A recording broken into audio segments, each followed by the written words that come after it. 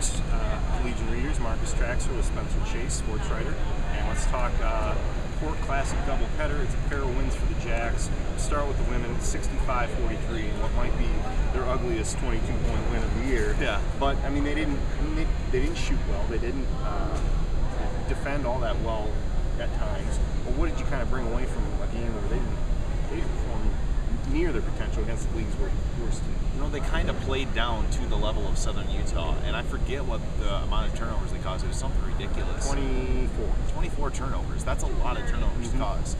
So I think their defensively, their execution was all right. They had a lot to be desired offensively, but I think their defense played all right, and definitely it gave them something to work on for Monday's game. And that leads us into that big match against Oral Roberts, a team that they could essentially put away in the regular season race with a win on Monday here in Frost. Anything really to look at? I mean, that was a game that they were in control of for 36 minutes in the last four. Oral Roberts caught them and ended up defeating them, giving them their only conference loss of the year. Well, something that's been huge for the Jacks in the past couple games is their bench scoring. I mean, their bench has been outscoring people. It's got to be in the triple digits by now to like 30 or 40. And the bench has just been absolutely huge. Katie Lingle's been coming off the bench and doing some really, really good performances. So I think basically the effort beyond the starting five is really what's going to be important for the Jacks.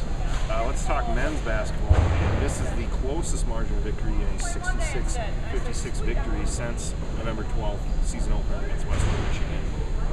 Gave them all they could handle. I was especially impressed with the way they stalled a little bit in the first half. It took the Jacks out of their element, but Nate Walters took over in that second half. I guess where do you see the Jacks now after they grinded out with it?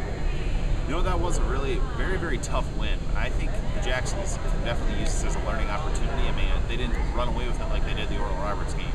And I think Coach Nagy said that this was probably a better win for their program than the Oral Roberts win. Yeah, that won't be something the fans will say because they'll look at the record and they'll say, hey. But I mean, I really thought this was a trap game, honestly, coming off the big victory over Oral Roberts. And I don't think the Jacks really played down, or not like the women played down to Southern Utah. Southern Utah played really well, I thought. Yeah, Southern Utah played up to the Jacks. I think that's probably where that game lies.